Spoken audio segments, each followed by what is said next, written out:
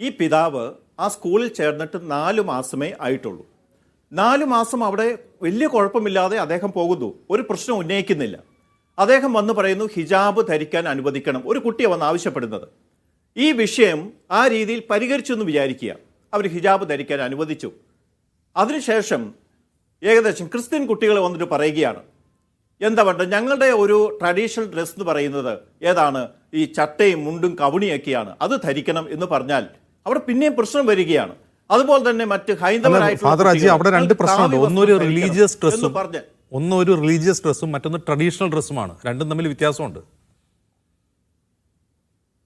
Okay, എൻ്റെ വ്യക്തിപരമായിട്ടുള്ള ദർശനം എന്ന് പറഞ്ഞാൽ എല്ലാ പൊതു ഇടങ്ങളും പൂർണ്ണമായും മതേതരമായിട്ട് തന്നെ മുന്നോട്ട് പോകണം എന്നുള്ളതാണ്. ഇവിടെ ഞാൻ പറയാം, ഇവിടെയെല്ലാം എൻ്റെ ഒരു അറിവ് ശരിയാണെങ്കിൽ, ഈ ഇസ്ലാം മതത്തെ പറ്റിയുള്ള എൻ്റെ പഠനം ശരിയാണെങ്കിൽ, ഹിജാബ് ഒരിക്കലും ഒരു എസൻഷ്യൽ വിശ്വാസത്തിൻ്റെ ഭാഗമല്ല എന്നുള്ളതാണ് എൻ്റെ അറിവ്. തെറ്റുണ്ടെങ്കിൽ തിരുത്താം, ഞാൻ ക്ഷമിക്കണം.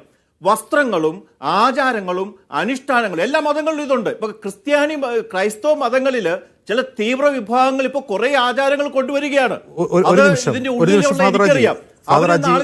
കൊണ്ടുവരും. ഹിജാബ്, സ്ത്രീകൾ ശരീരഭാഗം മറയ്ക്കുന്ന വസ്ത്രം എന്നുള്ളത് എസൻഷ്യൽ റിലീജിയസ് ആയിട്ടുള്ള ഒരു കാര്യം തന്നെയാണ്. അത് എത്രത്തോളം എന്ന് വെച്ചാൽ ഒരു കന്യാസ്ത്രീ സഭാവസ്ത്രം ധരിക്കുന്നത് പോലെ, അങ്ങ് സഭാവസ്ത്രം ധരിക്കുന്നത് പോലെ തന്നെ എസൻഷ്യലാണ്. ഇവിടെ മനസ്സിലാക്കേണ്ട ഒരു കാര്യം, ഇവിടെ ഡ്രസ് കോഡ് ഉള്ളത് ആർക്കാണ്? അധ്യാപകർക്കല്ല, വിദ്യാർത്ഥികൾക്കാണ്. നമ്മുടെ ഇവിടുത്തെ ഡ്രസ് കോഡ് അനുസരിച്ച് ഒരു സിസ്റ്റർ അവിടെ പഠിപ്പിക്കുന്ന ആളാണ്.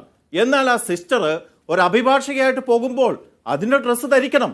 ഞാൻ എവിടെയെങ്കിലും മറ്റൊരു സ്ഥലത്ത് എൽബോഴ്സ് കോളേജിൽ ഞാൻ പഠിക്കാൻ പോവുകയെന്ന് വിചാരിക്കുക. അവിടെ പഠിക്കാൻ പോകുമ്പോൾ ആ കോളേജിൻ്റെ യൂണിഫോം എന്താണോ അത് ഞാൻ ധരിക്കണം, അല്ലെങ്കിൽ ഞാൻ മറ്റൊരു സ്കൂളിൽ പോകണം. ഇതൊക്കെയാണ് എൻ്റെ വ്യൂ. അതായത് ഈ രീതിയിൽ വേണം നമ്മുടെ കേരള പൊതുസമൂഹമായി തീരേണ്ടത്. അല്ലാതെ എൻ്റെ മതം അനുശാസിക്കുന്ന കാര്യം ഇപ്പം എനിക്ക് തീവ്രമായി ചിന്തിച്ചാൽ ഈ ലോബ തന്നെ എനിക്ക് കോളേജിൽ പോകാൻ അനുവദിക്കണം, നിങ്ങൾ ഇതെൻ്റെ മൗലിക അവകാശമാണ്, ഞാൻ ഒരു വൈദികനാണ് എന്ന് പറഞ്ഞാൽ ഒരുപക്ഷെ എനിക്ക് കുറച്ച് പ്രശ്നങ്ങൾ ഉണ്ടാക്കാൻ സാധിക്കുമായിരിക്കും. അല്ലെങ്കിൽ ഒരു സിസ്റ്റർ അങ്ങനെ വാശി പിടിക്കുന്നു എന്ന് വിചാരിക്കുക, ഇങ്ങനെയുള്ള രീതിയിൽ അതൊന്നും യഥാർത്ഥത്തിൽ ഈ സമൂഹത്തിൻ്റെ ഒരു നിർമ്മിതിക്ക് ഗുണകരമല്ല.